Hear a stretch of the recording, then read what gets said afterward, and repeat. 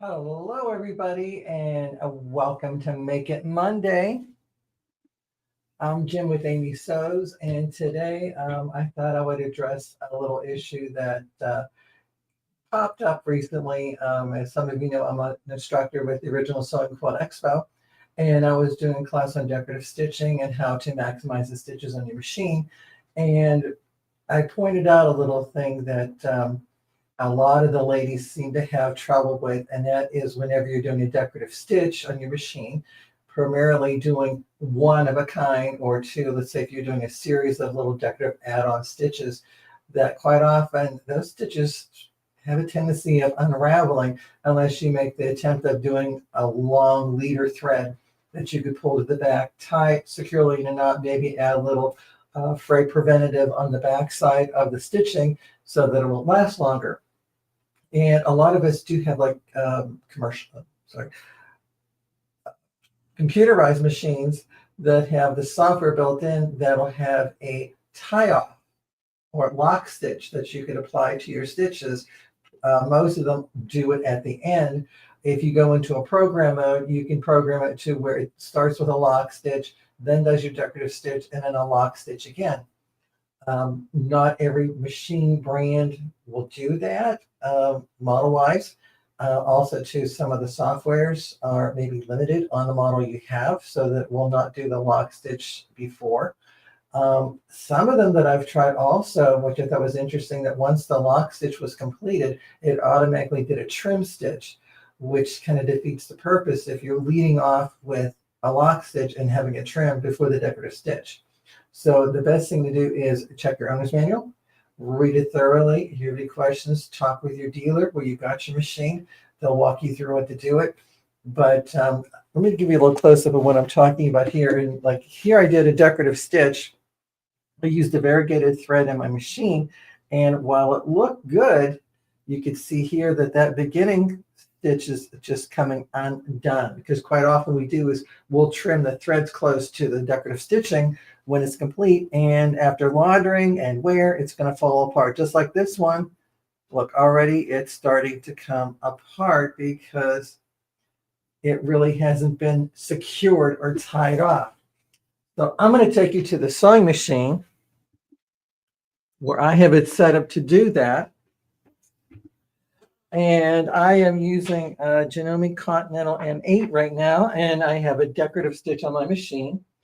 And one of the things you want to do is make sure you put on an applique foot. I have an open toe applique foot, and one of the differences here is like my regular sewing machine foot, you can see that it has a solid back.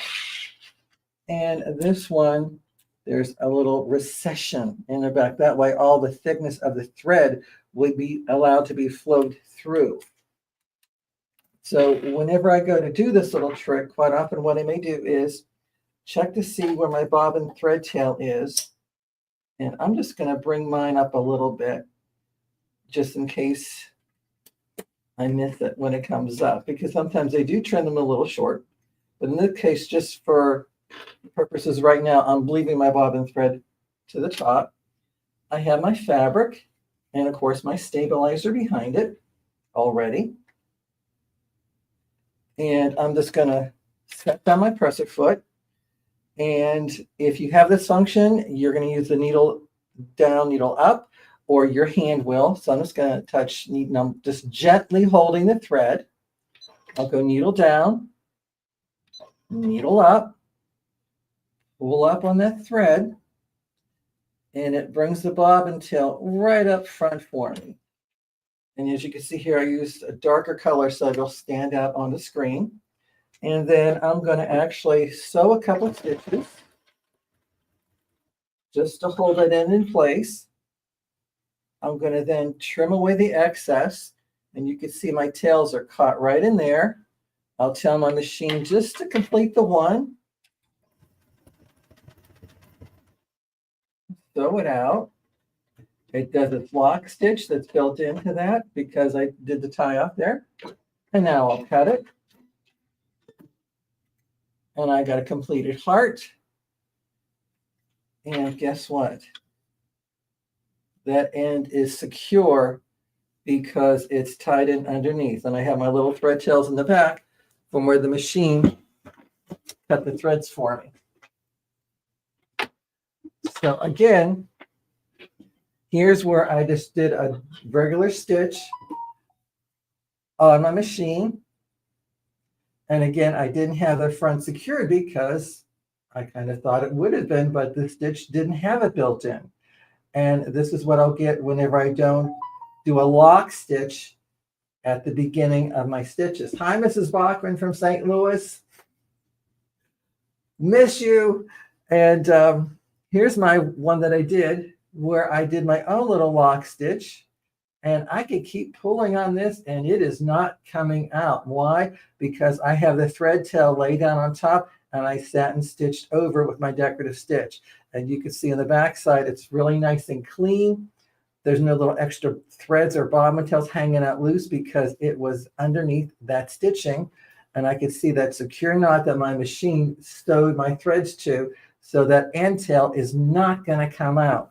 So this is like a really quick, fairly simple, easy way to secure the starting stitches of your decorative stitches on your machine.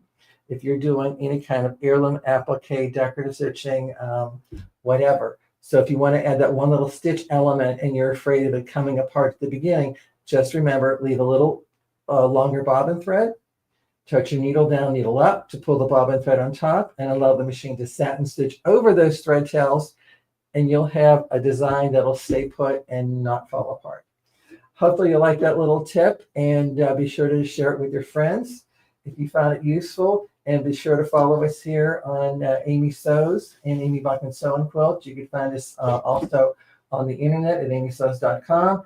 And if you want to follow me along on my journeys with the Original Sewing Quilt Expo, you can just go to sewingexpo.com and get my schedule there, where I'm appearing in the classes. But I will warn you right now, my classes are almost sold out. So you may want to sign up early if you want to get in class. So hope to see you then.